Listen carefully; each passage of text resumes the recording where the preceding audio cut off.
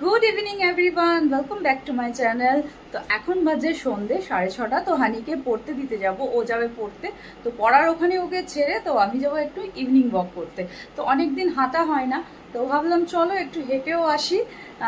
সকালবেলা যাওয়া হচ্ছে না নানান কাজে, তারপরে সকালবেলা সেই এনার্জিটাও পাচ্ছি না। আমি জানি না কেন, আগে রোজই যেতাম, কিছুদিন মাঝখানে ব্রেক হয়ে গেল না, হানির স্কুল ছুটি ছিল। তো একটুখানি মাঝখানে ছুটি থাকলে তখন আর আমার উঠতে ইচ্ছে করে না, তো এই জন্য আর যাওয়া হচ্ছে না। তো ভাবলাম এখন যাই, এখন একটু ওকে পড়তে দিই, এখন সেরকম কাজ টাজ নেই, তো ভাবলাম একটু হেঁটেও আসি। তো চলো বেরোনো যাক, দেরি হয়ে যাচ্ছে, চলো তাই।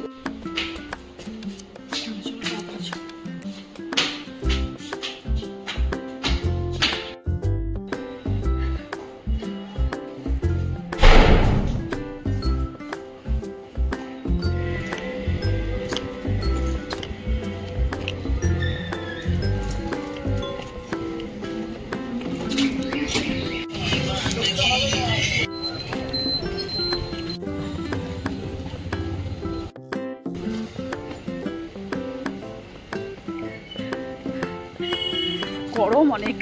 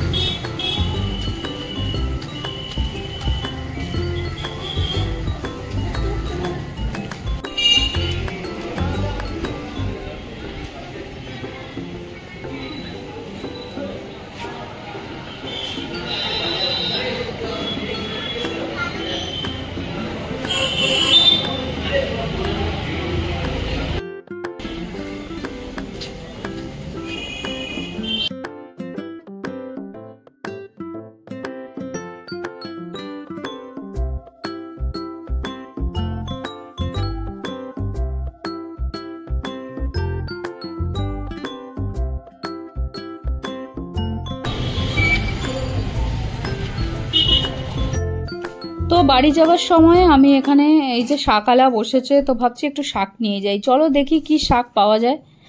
তো এই লোকটা না রোজ রাত্রেবেলাই বসে, মানে সন্ধেবেলা বসে আর কি। তো এই দেখো এর কাছে অনেক শাক আছে, সব রকমের শাক, গিমের শাক, তারপরে দেখুন পালং শাক, পুঁই শাক। তো ভাবছি পুঁই শাক নিয়ে যাই, পুঁই শাক অনেকদিন খাওয়া হয় না। তো একটু পুঁই শাক আর কুমড়ো নিয়ে নেবো। দেখো লাল শাক আছে, লাউ শাক আছে, অনেক শাক রাখে লোকটা। তো এই যে আমি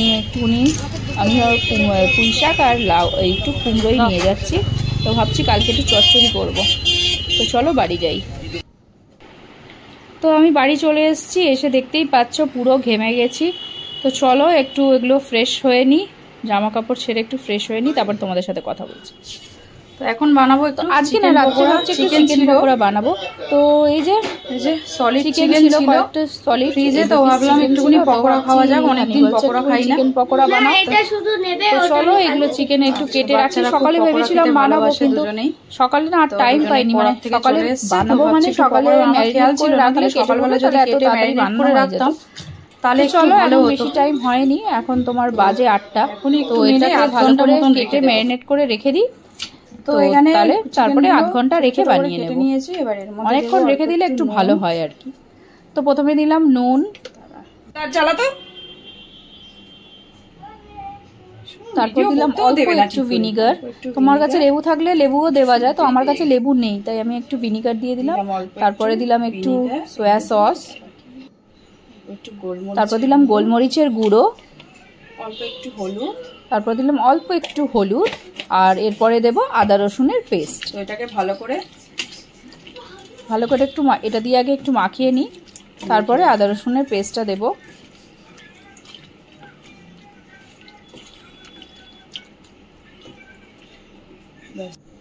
মেন জিনিসটা ভুলে গেছি, এই আদা রসুনের পেস্টটা দিয়ে ভালো করে আবার একবার মেখে এটাকে ঢাকা দিয়ে রেখে দেবো।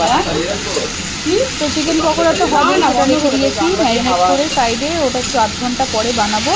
আর তার রাত্রের জন্য বানাচ্ছি আমি আলু ভাজা, তো রুটি আর আলু ভাজা খাবো।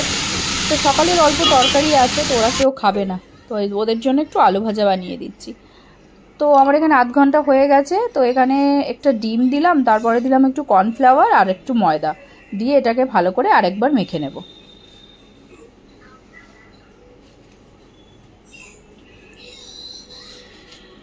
দু চামচ কর্নফ্লাওয়ার আর 3 চামচ মতন ময়দা দিয়েছি। এবার সবগুলোকে ভালো করে একটু মেখে নিচ্ছি।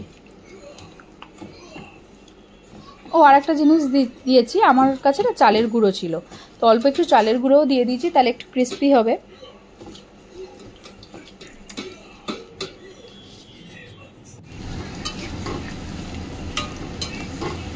চলো এই যে কড়াইতে দিয়ে দিয়েছি, ভালো করে লাল লাল করে এবার ভেজে নিই।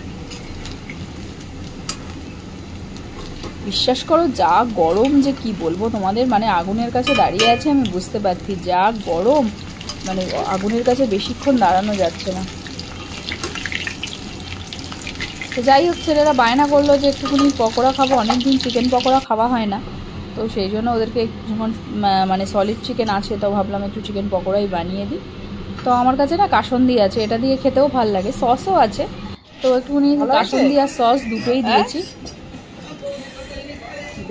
দেখেও তো দেখে এক্সাইটেড হয়ে যাচ্ছে যে কি বলবো। আমি বললাম দেখি আমি একটু খেয়ে কিরকম হয়েছে ওকে দেখতে বলছি, মানে বলতে বলছি। দেখো টিভির দিকেই তাকিয়ে আছে।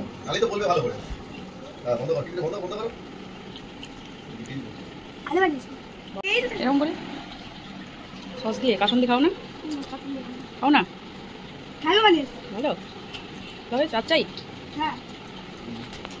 এবার কি বলছে, আর দিও না বলছে।